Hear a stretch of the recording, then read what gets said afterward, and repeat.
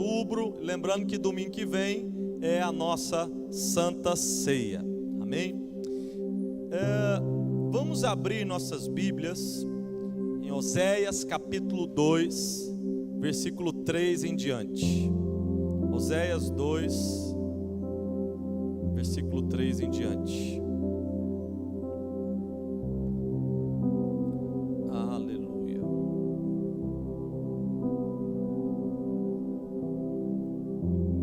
Diz assim: castigá-la-ei pelos dias dos Baalins, nos quais lhes queimou incenso e se adornou dos seus pendentes, das suas joias, e andou atrás de seus amantes, mas de mim se esqueceu, diz o Senhor. Na verdade, versículo 3. Isso. Para que eu não a despoje, ficando ela nua, e a ponha no dia em que nasceu, e faça como um deserto, e a tome como uma terra seca, e a mate a sede. Pode indo. E não me compadeça de seus filhos, porque são filhos de suas prostituições. Porque sua mãe se prostituiu, aquela que os concebeu. Ouve-se torpemente, porque diz: irei atrás dos meus amantes, que me dão o meu pão e a minha água, e a minha lã e o meu linho, e o meu óleo e as minhas bebidas. Portanto, eis que cercarei o teu caminho com espinhos, e levantarei um muro de sebe, para que ela não ache as suas veredas. Ela irá atrás dos seus amantes, mas não os alcançará, e buscá-los-á, mas não os achará. Então dirá: ir-me-ei, tornar-me-ei para o meu primeiro marido, porque melhor me ia então do que agora. Até aí dá para a gente frisar o que nós vamos introduzir nessa noite, da palavra do Senhor. Peça para que Deus possa falar ao teu espírito, falar a sua vida. Pai maravilhoso, muito obrigado pelo teu carinho, pelo teu amor tão grande pelas nossas vidas. Senhor, toma nossos corações, ministra o teu amor, a grandeza do teu nome sobre cada família. Aquieta o coração. Se alguma forma de ataque maligno tem perseguido a mente e o coração do teu povo, derruba, meu Deus, todo ataque, contra-ataque, e em nome do Senhor Jesus, fala, ó Deus, ao coração dos teus filhos, em o nome do Senhor Jesus. Amém? Diga: Deus é mais importante do que tudo na minha vida. Amém? Queridos, então hoje, devido a estarmos aí nessa questão de eleição, vou pedir para os amados guardarem o celular no bolso e não utilizarem mais. A partir desse momento, a Bíblia eu vou representar aqui, tá bom? Então guarde o seu celular, senão você vai perder a palavra de Deus e vai ficar em foco em duas coisas: o coração dividido. Posso ouvir um amém? Então, se tem alguém com o celular na mão, guarde na bolsa onde estiver. Não deixe, o que está nas mãos de Deus está nas mãos de Deus. Amém? O Senhor é bom.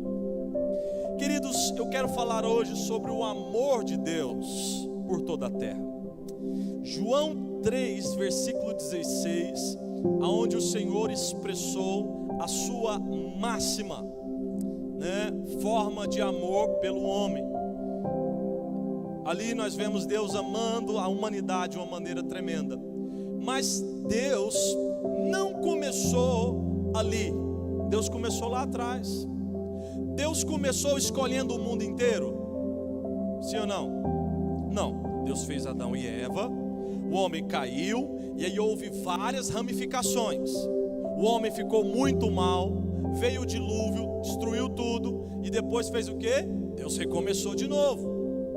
Deus recomeçou de novo, e novamente o homem fez o quê? Ficou mal de novo. Você vê que não é fácil lidar com a gente, sim ou não? O coração do homem é mau e tende para o mal o tempo todo. É o que a Bíblia nos mostra, então é muito perigoso. Aí o que acontece é que Deus, olhando para todas as nações da terra, escolhe uma. Qual foi a nação que Deus amou e escolheu?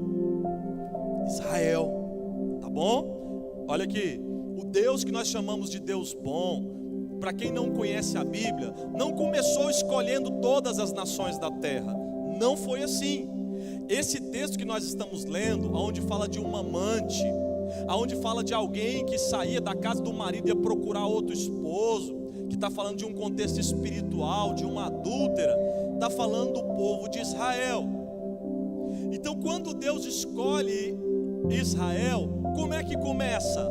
Abraão. Deus escolhe Abraão, pede para ele sair da terra, a partir dele vem Isaac, e de Isaac é que vem então seus filhos, Jacó e toda a descendência ali das 12 tribos, e hoje tem essa nação conhecida como a nação de Israel. Então Deus escolhe, e todas as batalhas que eram contra os povos inimigos, o povo de Israel vencia, porque era o povo de quem? Deus escolheu, amou essa nação e falou: vai ser do meu jeito. Cadê os maridos aí? Pode levantar a mão, você não vai apanhar, vai ficar tudo bem dentro de casa. Você não escolheu sua esposa? Deus escolheu uma esposa, escolheu Israel, escolheu a nação, escolheu ali. E aí, quando Deus escolhe, era permitido que outra nação se juntasse? Não. Mas se alguém quisesse se converter e seguir as leis de Deus, podia. Tinha até naquela época batismo nas águas, já existia, era um costume também. Por exemplo, a prostituta Raabe. Da onde era a prostituta Raabe? De Jericó. Ela não era do povo escolhido de Israel, mas ela passa a fazer parte. Então quem quisesse se converter ao Deus vivo, poderia. Mas a nação escolhida era Israel. Era quem Deus amava, era quem Deus... Pastor, mas então os outros se arrebentavam? Sim, querido, leia a Bíblia que você vai ver nações sendo esmagadas, cidades sendo destruídas, porque eles adoravam outros deuses. Era assim que funcionava. Agora, o que eu preciso que você entenda? Quando Deus chama, aqui no caso do texto de Oséias, o seu povo de mulher, de esposa, ele se põe também como marido. Por isso que Isaías capítulo 54, versículo 5, pode até projetar Isaías 54, 5, bem rapidinho. Amém? Diz assim: porque o teu Criador é o teu... Tem gente aí, aleluia. Oi, som, vamos lá. Porque o teu Criador é o teu...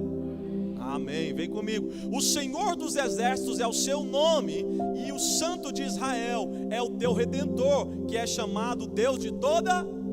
Ele é Deus de toda a terra, mas ele era o marido de quem? O marido de uma só. Ele era o marido de Israel. Então, esse entendimento precisa estar claro no seu coração para aquilo que nós vamos ministrar. Assim, o Senhor, quem que é o marido? O marido é o provedor. O marido é aquele que dá caráter aos filhos. Esse é o contexto ao qual nós entendemos, à luz da palavra de Deus, quem é o marido. E isso para no Velho Testamento? Não para. Porque quando chega em João 3,16, quando Deus envia Jesus, e Jesus então morre na cruz, ele cumpre o propósito passo a passo, depois dos 30 anos, o que acontece? Ele passa a escolher novamente uma noiva. No Velho Testamento era quem? Uma esposa. E agora ele escolhe novamente uma. Quem é? A noiva de Cristo Jesus. Que ela é separada, ela é ungida, ela é adornada, ela é a igreja. Posso ouvir um amém? Novamente, qualquer pessoa pode se juntar a essa noiva. Qualquer pessoa em qualquer parte do mundo, novamente o mesmo contexto, qualquer um pode, mas a escolhida é a noiva, é aquela que aceita o noivo, que aceita Jesus Cristo como Senhor e Salvador. É essa pessoa que aceita Jesus Cristo como Senhor e Salvador, então ela faz parte, desse contexto ao qual nós estamos chamando escolhidos por Deus. Agora, quando o povo de Israel pecava, aqui nós vimos esse texto de Oséias, você pode ler em vários outros textos da Bíblia, você vai ver muito isso. Quando a noiva, ou quando a esposa de Deus pecava, naturalmente, quando era, por exemplo, idolatria, né, que era exatamente a prostituição espiritual, quando a esposa Israel deixava o marido para se prostrar diante de um Deus de barro, para seguir outros deuses, outros exemplos que não era o comando do Deus de Israel, vinha maldição, vinha peste, doenças, pragas, fome. Lê Joel capítulo 1, 2, 3, você vai ver a infidelidade do povo no altar do Deus vivo. Quando a noiva deixava de ser fiel, vinham inúmeras pragas. Deixa eu te falar uma coisa: quando deixavam de ser fiéis ao altar de Deus, não vinha uma praga sobre a igreja ou sobre o tabernáculo, vinha sobre toda a nação. Vinha sobre quem? Toda a nação pagava junto por causa dos pecados. Todos juntos sofriam por causa de um problema. Então, naquele momento, querido, de derrota, de doença, de praga, vinha alguém. Quem era esse alguém? Diga comigo: o marido. Como é que fica um marido traído?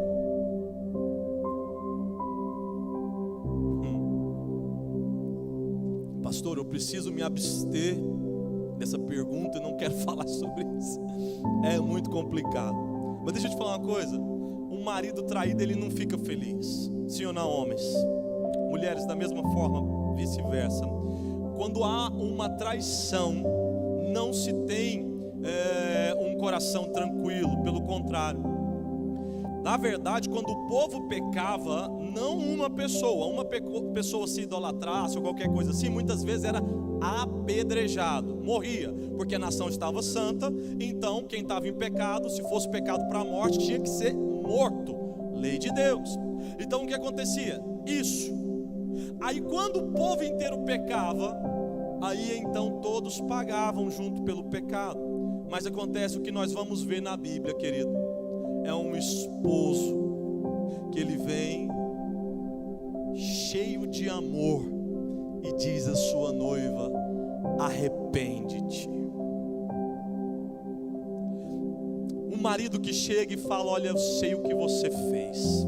Está no texto. Você se deitou com os Baalins, você se voltou para Baal, você se voltou para um monte de coisa, mas eu não vim aqui para te destruir, e eu não vou escolher outra mulher. Arrepende-te. Você vai ver um Deus em todo o tempo não buscando outra mulher, não buscando outra noiva. Você já entendeu o que é mulher no contexto? É a nação. Deus não fala: quer saber, já que vocês estão buscando outros deuses, então eu vou escolher agora outra nação. Eu vou escolher alguém da Europa, eu vou escolher alguém da América, eu vou fazer alguma outra coisa. Naquele tempo, o que existia? O Brasil nem existia. Eu vou escolher outra noiva. Mas Deus não fez isso em momento algum. Ele chega e fala: arrepende-te. Olha, eu vou trazer um vinho novo, eu vou trazer o azeite, eu vou mudar a sua sorte, mas arrepende-te. Você vê um Deus de amor dando uma chance para a sua noiva, para a sua esposa, o tempo todo. Quem está entendendo o que o Senhor está falando aqui nessa noite? Agora, uma traição, queridos, é uma coisa. E quando são inúmeras traições? Quando é mais de uma vez o ocorrido pela nação? Porque o povo de Deus não abandonou Deus só uma vez. Você vai ver isso inúmeras vezes. Aconteceu no tempo de Moisés. Quando Moisés estava lá nas tábuas da lei, o povo, por se demorar 40 dias, o povo já fez o bezerro de ouro e começou a idolatrar, e já foi a primeira matança. Porque o povo de Israel teve que, os que estavam do lado de Moisés, teve que matar os irmãos que era contra. Foi uma loucura. Aí depois parou, pastor? Não parou. Você vai ver isso acontecendo depois com as tribos de Israel. Juízes. Leia o livro de Juízes. Deus levantava um juiz, um líder, ele vinha e fazia.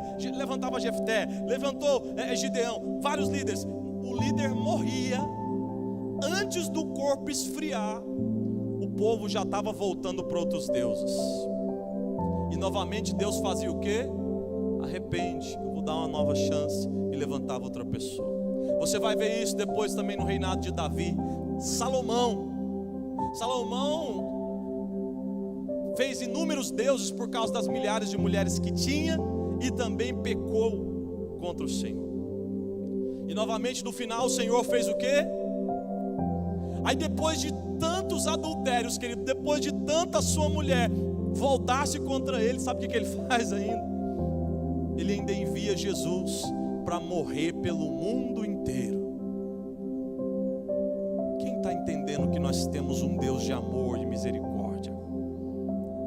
Amada igreja, qual seria o segredo para Deus perdoar tanto e ao invés de escolher outro? Qual seria o segredo de Deus para ser traído e mesmo assim seguir o caminho do perdão? Será que eu e você podemos seguir o exemplo de Deus e perdoar as pessoas que nos ofendem, que nos machucam ou que nos traem, em qualquer contexto que seja? Será que nós seríamos capazes? 1 João 4,16, projeta aí, 1 João 4,16, e nós conhecemos e cremos no amor que Deus tem por nós. E aí ele continua dizendo que Deus é o que, noiva? E quem está no amor está em Deus, e quem está em Deus está no amor. Ei, olha para mim, não tem diferença. Quem é cheio de amor é cheio de Deus. Quem é cheio de Deus é cheio de amor. Deus, ele não vai pactuar com nada de errado e nem vai por um caminho torto, mas ele é amor. Agora, qual que é o motivo de Deus sempre perdoar a noiva traidora, a esposa adúltera? O motivo é que Deus é o que, igreja? Amor. A sua noiva, Ele ama. Olha para mim, quem ama prefere muitas vezes ser ferido do que ferir. Quem ama prefere perdoar do que perder a pessoa que se ama. Quem ama prefere sofrer do que fazer sofrer. De maneira que quando havia arrependimento genuíno, Deus perdoava. Quando Deus perdoava, sempre que tinha arrependimento. Jejum, pano de saco, se humilhava e voltava: Senhor, nós somos fracos, pecamos, nos voltamos para os outros deuses, Senhor, nos perdoa. Quando tinha arrependimento, vinha um tempo e o Senhor perdoava. Sempre quando tinha arrependimento, Deus perdoava. Hoje o nosso Deus é o mesmo Deus. Quando tem arrependimento, Ele perdoa. Seja o pecado que for, Ele perdoa. Sabe o que acontece? Nós acabamos de ler aqui 1 João 4. Quando alguém se arrepende, do céu vem o que? O amor. E o amor cai sobre o coração e limpa do pecado, da impureza, das feridas, dos males causados por toda a desgraça que o pecado traz sobre a humanidade. E começa então uma nova vida, porque se alguém está em Cristo é uma nova criatura, é uma nova vida. Pastor, mas falar sobre esse amor é meio que até utópico, porque como viver esse amor? Vou pedir para deixar projetado aqui agora primeira carta de Coríntios, capítulo 13, aonde Paulo traz a definição sobre Jesus, sobre o amor. Amém? 1 Coríntios 13. Isso. Olha só, Paulo começa dizendo: ainda que eu falasse as línguas dos homens e dos anjos, se não tiver amor, seria como um metal que soa ou como um sino que tine. Ainda que eu tivesse dom de profecia e conhecesse todos os mistérios e todo o conhecimento, e ainda que tivesse toda a fé, de maneira tal que transportasse os montes, não tivesse amor, nada seria. Deixa aí no versículo 2, e não precisa tirar mais não, nós vamos caminhar aí até o final do culto. Primeiro, querido, Paulo começa falando exatamente o que não é. O que que revela o amor de Deus na minha vida? O que revela o amor de Deus na sua vida? Já parou para perguntar isso? O que mostra que você é uma pessoa que ama ou não ama? E Paulo começa a falar sobre isso. E aqui nós vamos ter um entendimento sobre o que não é essa revelação. Nem tudo que parece é. Você pode dizer isso? Diga, nem tudo que parece é. É aí que nós temos que entender. Paulo começa falando, olha, se você falar na língua dos homens e dos anjos, isso impressiona sim ou não? Querido, impressiona. Imagina, sentar do lado de alguém que está falando com a língua dos anjos, é impressionante. Mas ele falou que, mas se não tiver Jesus, se não tiver esse amor, se não tiver Deus, isso não vale de nada. Ele dá a entender, primeiro, de que os dons são irrevogáveis. Segundo, se alguém recebeu esse dom, ele pode continuar esse dom e perder o amor. Ele pode deixar o amor se esfriar ou acabar na sua vida, dependendo das suas escolhas. Aí Paulo fala, olha, e se houverem profecias? Ainda que eu tivesse, como profetizar, e quantas pessoas, querido, porque escutam um eis que te digo, acha que a pessoa é cheia de Deus. Escuta uma profecia e acha que Deus já está falando. Deixa eu te dizer algo importante aqui do que Paulo fala, que para que essa profecia seja válida, precisa ser analisada. E segundo, é que se não tiver amor, o que é amor? Deus. O que é amor? Ou seja, a pessoa profetizar sem Deus não vale nada, não vai acontecer, as coisas não são. E ainda que eu tenha todo o conhecimento, tem gente que senta e começa a falar. Quem aqui já sentou perto de alguém que é muito inteligente e conhece vários tipos de assunto? Você fala, nossa, fulano é uma bênção porque ele é cheio de conhecimento. Deixa eu te falar mais uma coisinha aqui sobre o que não revela o amor. Conhecimento não revela o amor. Porque quando se tem o conhecimento, mas não se tem Deus, de nada vai aproveitar no final de tudo. Então dizer, fulano com certeza está cheio de Deus, porque olha o conhecimento dele, pode estar caindo numa armadilha. Porque Satanás sabe mais do mundo inteiro do que qualquer cristão. Satanás sabe mais de Bíblia do que qualquer um que possa se apegar com o estudo. Mas ele não tem o amor, ele não tem a revelação. Por isso não faz nenhuma diferença na vida dele. Da mesma forma, eu preciso entender que ter conhecimento não significa estar cheio de Deus. Estar cheio do amor de Deus é outro nível. E Paulo continua dizendo, olha, e ainda que eu tivesse toda a fé de maneira que eu fizesse o quê? Transportasse os montes. É possível ter fé e é possível não ter amor. Quando se usa a sua força, a sua fé só para benefícios e não se usa para o reino de Deus com amor, nós estamos perdidos desse mundo. E Paulo fala, ainda que tenha muitas obras e você ajude muitas pessoas, mas se você não fizer isso debaixo do amor, vai se perder tudo. E aí ele continua, versículo 3. Ainda que eu distribuísse toda a minha fortuna para o sustento dos pobres, ainda que eu entregasse meu corpo para ser queimado, se não tiver amor, o que, igreja?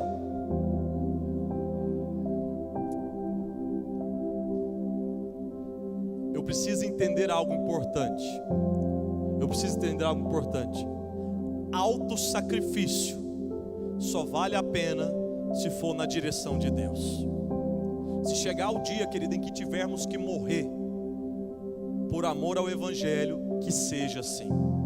Mas se for só coisa da minha cabeça, de nada valerá. Sabe por quê? Tem muita gente que em nome desse autossacrifício, ele dá tudo de si lá fora, mas dentro de casa, a única coisa que dá é dinheiro.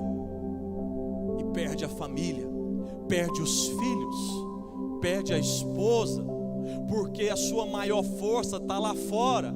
Aqui dentro está só coisas, mas não tem amor.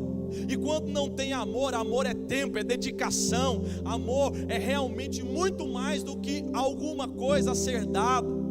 é uma entrega de corpo, alma e espírito. Então Paulo fala: olha, ainda que você dê seu corpo para ser queimado, não, mas todo dia eu dou sangue pela minha família, tem que entender que eu a amo. Quem disse que seus filhos vão te entender por causa disso?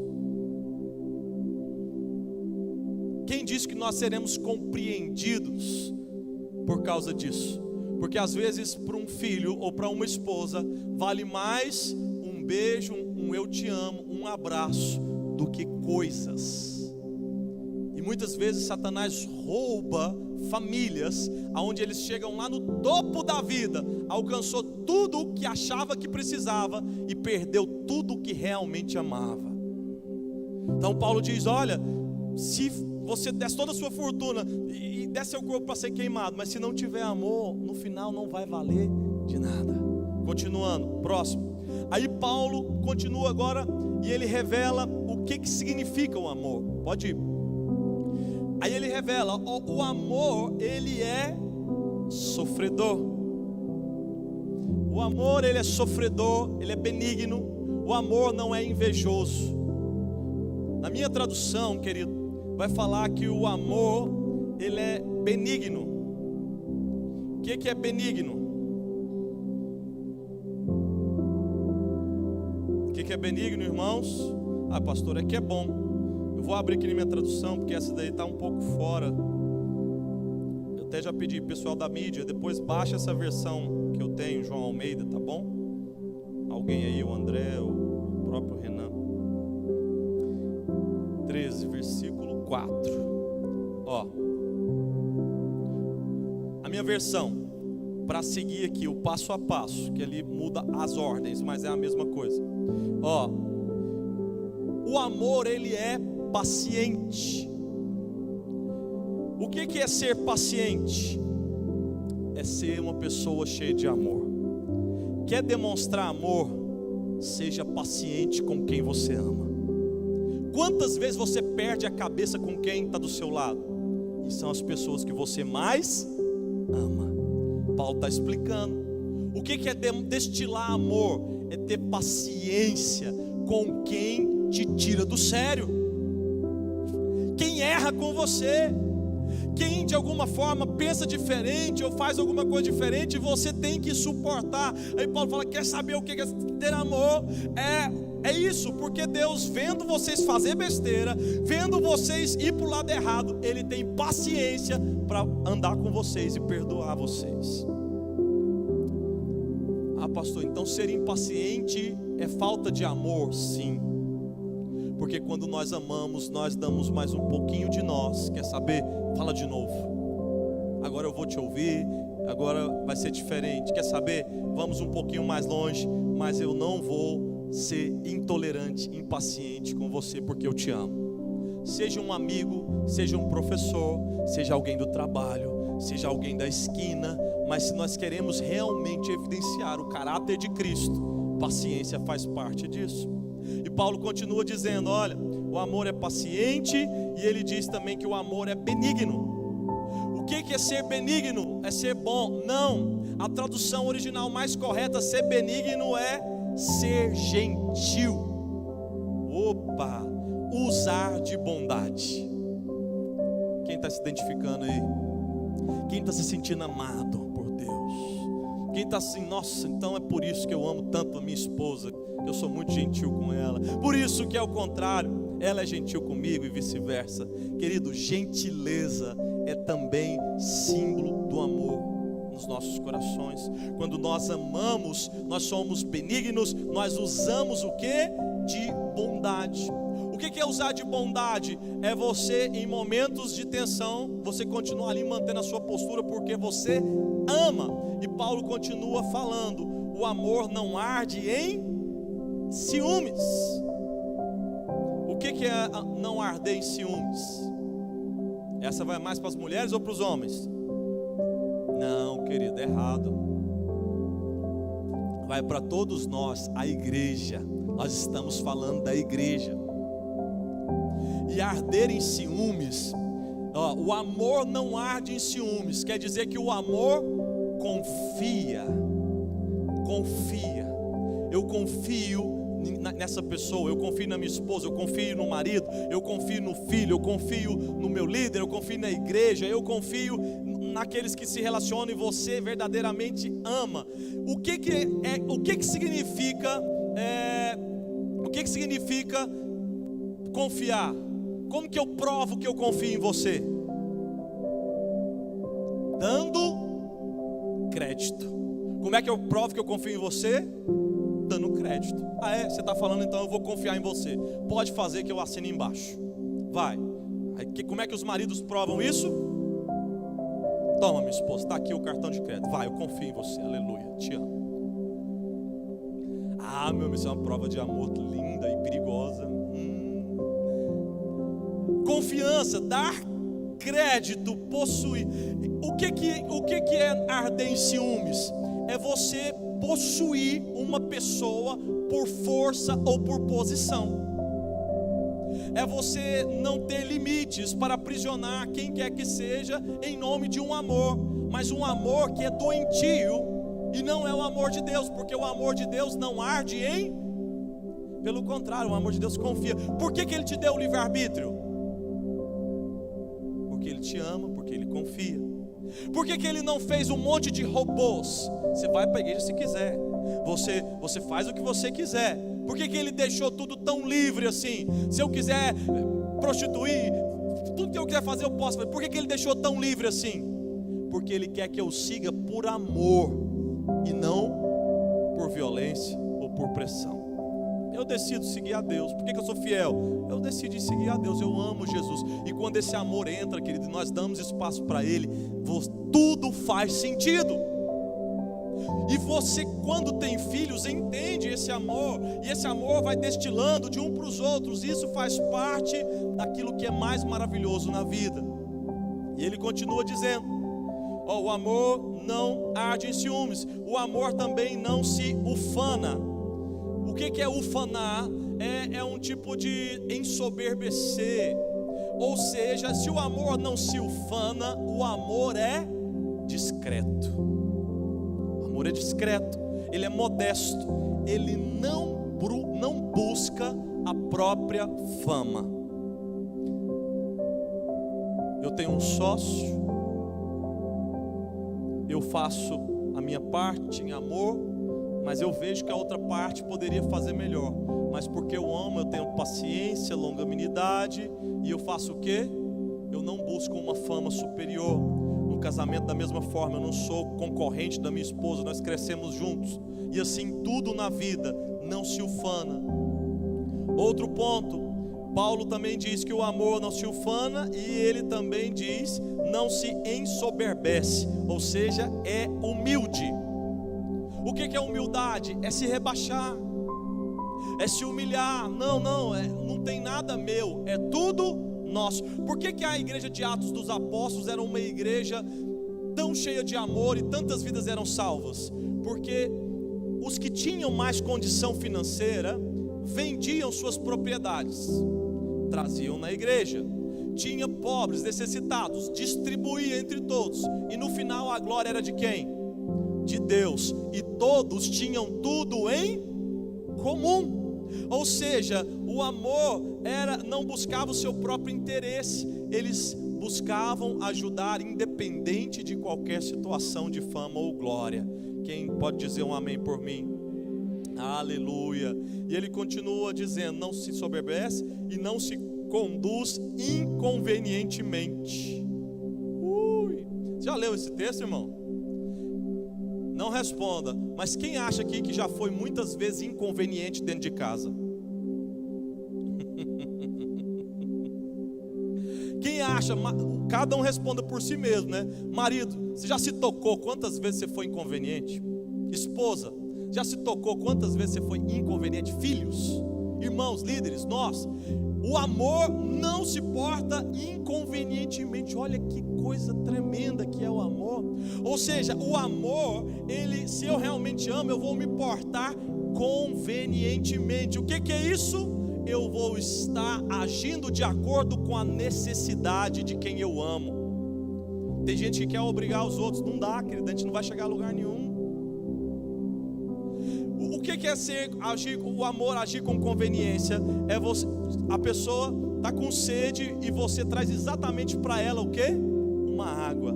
É muito conveniente você chegar com uma água exatamente na hora que ela queria beber. O que é isso?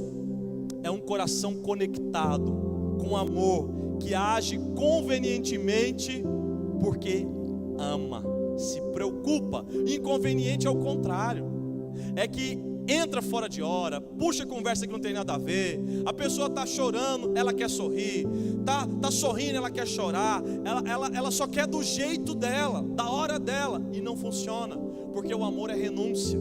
Por isso que Jesus renunciou a si mesmo para morrer na cruz do Calvário. Ele é o amor. Quem está entendendo, diga glória a Deus. Lembra que cada palavra tem uma unção, e se Deus trouxe essa palavra nessa noite é porque Ele quer destilar sobre cada um dos nossos corações. O amor não procura os seus interesses, ou seja, morrer para a minha própria vontade, para que outros possam viver. Ele também diz que o amor não se exaspera. O que é exasperar? Querido, já viu aquela pessoa que ama, mas que a coisa está ruim, ele chega e consegue piorar? Já não estava bom, mas ele chega e em vez dele colocar panos quentes, ele faz irritar ainda mais a outra pessoa. Ele irrita mais ainda, o patrão já está num dia difícil, ele chega e piora mais ainda, né? O amigo está num momento de crise, ao invés de passar a mão, ele faz empurrar para o buraco abaixo. Gente, quem ama não se exaspera, ou seja, ele procura controlar a situação. Ao invés de levar a pessoa para um momento de crise ainda maior, de dificuldade ainda maior, ele não, calma, vai dar tudo certo, você vai conseguir. Ele não joga mais lenha na fogueira, pelo contrário, ele tenta apagar o fogo e ajudar, porque ele verdadeiramente ama. Quem está entendendo o que é o amor? Só falar que ama é fácil, mas será que nós abrimos mão disso tudo por causa das pessoas que nós amamos? Será que realmente nós estamos alinhados com esse amor? Continuando, não se exaspera, não se ressente do mal. O que é não se ressente do mal? Já ouviu falar em computar? Está tendo agora as votações, está sendo os votos computados, na verdade já é apuração, né? Tudo foi computado. Tem gente que é desse jeito, tudo que a pessoa fez no passado ela computa, fica anotado lá. No dia lá na frente já resolveu tudo, está tudo resolvido, mas na hora que começa uma coisa diferente, não, mas aquele dia está no meu relatório. Querido, o amor não se ressente do mal, o amor não computa nenhum mal do seu passado, o amor resolve o presente. Não, mas é porque aquele dia eu não percebi. Escute, se você perdoou no passado, se você resolveu no passado, você não pode trazer para o presente. Resolva o que está acontecendo agora, mas esquece as coisas do passado. Não fica jogando na cara do funcionário, do patrão, do irmão, do líder, do pastor, do marido, da mulher, de quem quer que seja. Se você ama, deixa o que passou para lá e vive o que está sendo feito agora. Posso ouvir um amém? Olha que interessante, o amor está aqui, querido. Se eu perdoo, eu não vou ficar computando aquilo que está do passado, não. Eu não vou guardar mágoa. O que está consertado, o que quebrou, nós vamos discutir agora e vamos consertar aqui também. Mas eu não vou deixar a minha vida ser um entulho de ressentimentos, porque eu amo. Isso é o amor de Deus. E aí Paulo continua dizendo: o amor não se ressente do mal, o amor não se alegra com a injustiça. Ou seja, querido, o que é injusto? Não importa se você vai ganhar muito dinheiro ou se você vai perder todo o dinheiro, faça o que é justo. Isso é amor. Ah, mas eu vou ficar no prejuízo. Você quer saber o que é amor ou saber o que é ganhar dinheiro? São coisas diferentes. Às vezes porque você ama, você vai deixar de ganhar. Às vezes porque você ama, você vai abrir mão. Porque o amor quer fazer o que é justo. Então se é justo aquele momento ser desse jeito, então isso é amor. E eu vou viver o amor de Deus, porque eu quero ser cheio do amor de Deus. Posso ouvir um amém? E também o amor não se alegra com a injustiça, mas regozija-se com a verdade. Ou seja, ainda que a verdade possa ferir meu coração, ainda que a verdade possa ferir algumas coisas dentro de mim, eu preciso buscar me alegrar com aquilo que é verdadeiro. Eu não posso ficar com dor de cotovelozinho, mesmo que seja difícil, eu preciso aceitar a verdade. O que é o amor? Também é aceitar aquilo que é a verdade. Aplaudir, reconhecer, porque é verdadeiro. E para terminar, o Ministério do Louvor pode subir. Ele fala, pode projetar exatamente esse daqui. Ele vai falando, olha, o amor é tudo isso, mas tem um detalhe. Com tudo isso, o amor, ele é sofredor. Ele tudo sofre. Quem ama, querido, ele está disposto a morrer. Tudo crê. Ou seja, está tudo dizendo que é o contrário. Mas se eu amo, eu acredito. O amor tudo espera. Ou seja, o tempo não é uma limitação. Eu continuo amando.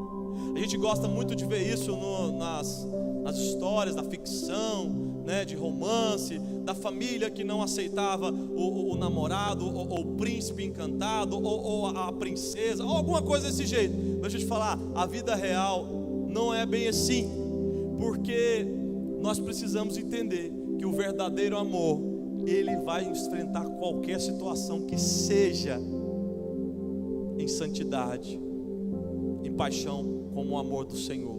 E o amor tudo suporta, tudo sofre, tudo crê, tudo espera. Olha para mim, preste atenção. Quantos acreditam que a sua vida cheia de amor vai resolver qualquer problema que vier? Seja uma enfermidade, seja uma questão financeira, seja questões familiares, sejam questões emocionais, sejam desafios de qualquer natureza. Se essa igreja, se eu e você formos cheios desse amor, nada poderá nos abalar. Porque o verdadeiro amor, querido, ele lança fora todo medo. Você pode se colocar de pé. Quando Cristo veio e morreu ali na cruz, Paulo, no capítulo 13 aqui de Coríntios, ele mostra tudo que é Jesus. Olha para mim. Quem Jesus perdoou na cruz? De boca. Todos os seus algozes. Todos. Ali na cruz ele fala o quê? Pai, perdoa, eles não sabem o que? Isso é amor.